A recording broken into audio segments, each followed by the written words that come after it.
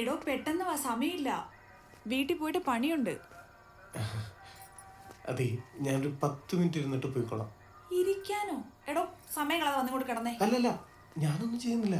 പെട്ടെന്ന് പുറത്തു പോയ അമ്മമാർക്ക് സംശയവും, അതാ ഒരു 10 മിനിറ്റ് ചോദിച്ചത്. എടോ 3 പേരെന്ന് പറഞ്ഞല്ലേ എന്നെ വിളിച്ചത്? അതെ, പക്ഷെ പിന്നെന്താ? തനിക്കെന്തെങ്കിലും കുഴപ്പമുണ്ടോ? അല്ല പേടിക്കണ്ട, അതിന് വേറെ വഴിയുണ്ട്. എനിക്കങ്ങനെ കുഴപ്പമൊന്നുമില്ല. പിന്നെന്താ? ഞാനൊരു പെൺകുട്ടിയെ സീരിയസ് ആയി ഇഷ്ടപ്പെടുന്നുണ്ട്. അപ്പോൾ അങ്ങനെയുള്ളപ്പോൾ ഇങ്ങനെയൊക്കെ ചെയ്യുന്നത്. ഓവറാക്കല്ലേ. എടോ പ്രേമം വേറെ, ഇത് വേറെ. അങ്ങനെയല്ല. അതിപ്പോ അവളാണ് അങ്ങനെ ചെയ്യുന്നെങ്കിൽ എനിക്ക് സഹിക്കൂ. അപ്പോൾ ഞാനും ഇങ്ങനെയൊക്കെ ചെയ്യുന്നത് ശരിയല്ലോ. അല്ല ഇതാരാ താൻ ഇത്രയും ഇഷ്ടപ്പെടുന്ന പെങ്കൊച്ച്? ഞാനിവിടെ ജോലി ചെയ്യുന്ന ഒരു ലിക്കർ ഷോപ്പിലാണ്. അവിടെ സ്ഥിരമായിട്ട് കുപ്പിയാൻ വരുന്നതാ. ഞാൻ അവൾക്ക് എപ്പോഴും കുപ്പിയൊക്കെ എടുത്തു കൊടുക്കാറ്. അങ്ങനെ കണ്ടിട്ടുള്ള അടുപ്പാണ്. ലിക്കർ ഷോപ്പിലും പ്രേമോ?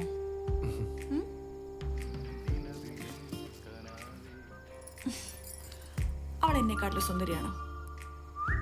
അത് അവള് വരുന്നത് എപ്പോഴും മുഖം മറിച്ചിട്ടാ. അപ്പോ മുഖം പോലും കാണാതെയാണ് താൻ പ്രേമിക്കുന്നത്? മുഖം കണ്ടിട്ടില്ല, പക്ഷെ അവളുടെ കണ്ണ് നല്ല രസാ. അപ്പൊ കണ്ണുകളോടാണ് പ്രേമം. എന്നിട്ട് താനിത് അവളോട് പറഞ്ഞോ? എവിടെന്നാ? അവളുടെ നോട്ടം കാണുമ്പോൾ എനിക്ക് ടെൻഷനാവും. പിന്നെ ഞാനങ്ങനെ പറയാനാ? എടോ ഓരോരുത്തന്മാര് കാര്യം സാധിക്കാൻ വേണ്ടിയിട്ട് പെൺപിള്ളേരെ പ്രേമാന്ന് പറഞ്ഞ് പറ്റിക്കുന്നു. എന്നിട്ടാണോ ഇയാൾക്ക് ഇത്രയും ഇഷ്ടമുണ്ടായിട്ടും അവളോടത് പറയാൻ പേടിക്കുന്നത്? അതെ, താൻ വെള്ളം അടിക്കോ? അപ്പൊ ഒരു കാര്യം ചെയ്യ്, ആദ്യം 2 അടിക്ക്. അപ്പൊ അതിനുള്ള ധൈര്യം താനേ വരും. എന്നിട്ട് അവളോട് പോയി കാര്യം പറ.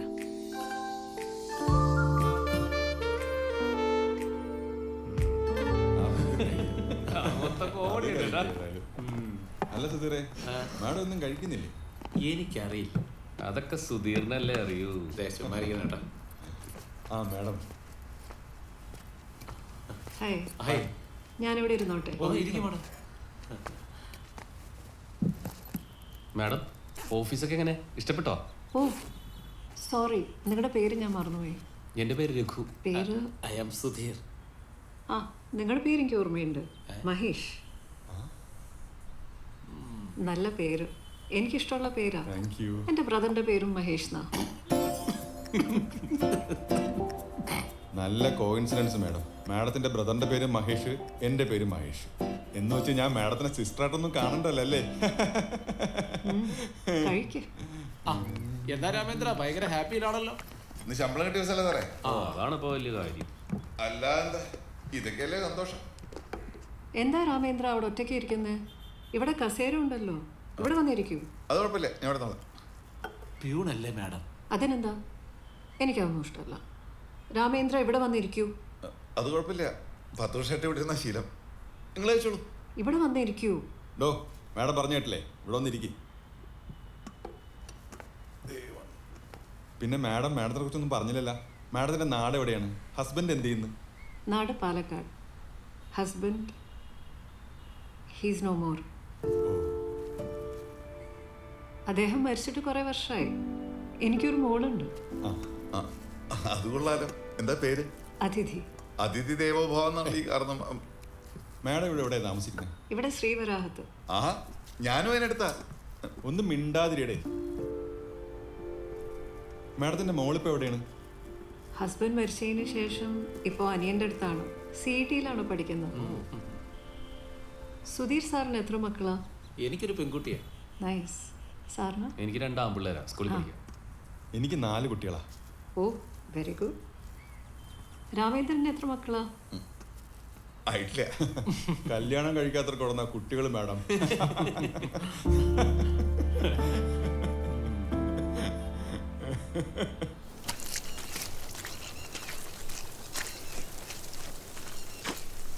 കളർ നോക്കി അടിക്കും കേട്ടാ.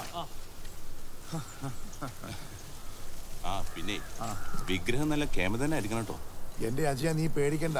നമ്മുടെ വാസുവിന്റെ കൈ തൊട്ട വിഗ്രഹങ്ങളെ കണ്ടാ ജീവനുള്ളത് പോലെ തോന്നുന്നു. നീ ധൈര്യമായിട്ടിരുന്നു. അത് പിന്നെ സംശയം എനിക്കറിയാലോ. പിന്നെ ആ ശ്രീകണ്ഠ മുതലാളി വരുന്ന വാസു പോന്നതിന് ശേഷം അവിടുത്തെ വിഗ്രഹങ്ങളൊന്നും അത്ര പോരാന്ന് കേൾക്കുന്നേ. അതല്ലേ ഞാൻ ഇത്ര ദൂരം ഇവിടെ വന്ന് പണിയേൽപ്പിച്ചത്. ശരി ശരി. അല്ല അപ്പോ നമ്മുടെ എത്ര അതിന്റെ പൈസ ആ നമുക്കൊരു 12,000 ആകും ഏതാണ്ട് മൊത്തം. ആ നിനക്കായതുകൊണ്ടേ ഞാനൊരു 10,000 രൂപയെ തീർത്തു തരാം. ആ ശരി ശരി. അങ്ങനെയാണെങ്കിൽ ഒരു കാര്യം ചെയ്യും, അഡ്വാൻസ് ആയിട്ട് ഒരു 10,000 രൂപ വെച്ചോളൂ. ആ ശരി. എന്നാ ശരി. അപ്പോട്ട് ലേറ്റ് ആക്കണ്ട, പെട്ടെന്ന് പണിയെടുക്കണം. ഉറപ്പായിട്ടും. നീ ധൈര്യമായിട്ടിരുന്നു. ഓ ആ പിന്നെ വാസു, നമ്മുടെ ചെറുപ്പുളശ്ശേരിക്കാർക്ക് കൊടുത്തതിനേക്കാളും നല്ല കേമായിരിക്കണം കേട്ടോ നമ്മുടെ ഇത്. ആ ശരി ശരി, പണിയെടുക്കട്ടെ പണിയെടുക്കട്ടെ. ഞാനിത് കേട്ടിട്ടുന്നാലേ നേരെ എത്തും. അതെ, ഉണങ്ങിയതിനടുത്ത് മാറ്റി മാറ്റി വെക്ക്. എന്താണ് മോളെ സന്ധ്യ, മടി പിടിച്ചിരിക്കുകയാണോ? നീ എന്താ കോളേജിലേക്കൊന്നും വരാത്ത? നിനക്ക് വയ്യേ? എന്താടി കാര്യം പറ.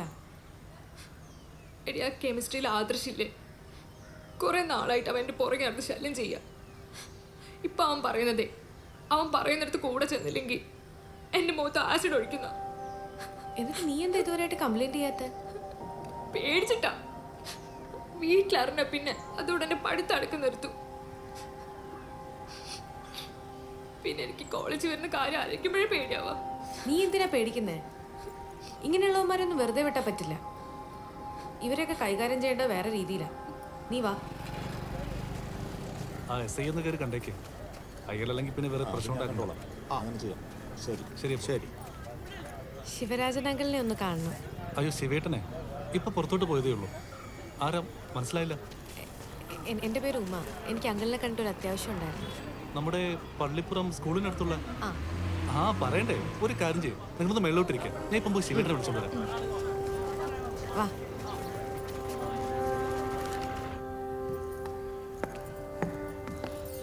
ഈ പാർട്ടിക്കാർക്കൊക്കെ നിന്നെങ്ങനെ അറിയാം? 2 വർഷം മുമ്പ് ഒരു ദിവസം അച്ഛൻ വീട്ടിലില്ലാതിരുന്ന സമയത്ത് ആരോ വന്ന് കഥകിൽ മുട്ടി. ഞാൻ കഥക് തുറന്നപ്പോൾ ഈ ശിവരാജൻ അങ്കിള് ചോര ഒലിപ്പിച്ച് മുമ്പിൽ നിൽക്കും.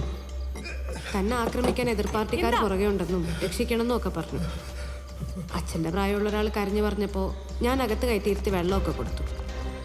പോകാൻ നേരം അദ്ദേഹത്തിൻ്റെ പേര് ശിവരാജൻ എന്നാണെന്നും പാർട്ടി നേതാവാണ്, എന്തെങ്കിലും ആവശ്യം വന്നാൽ വന്ന് കണ്ടാൽ മതിയെന്നും പറഞ്ഞു.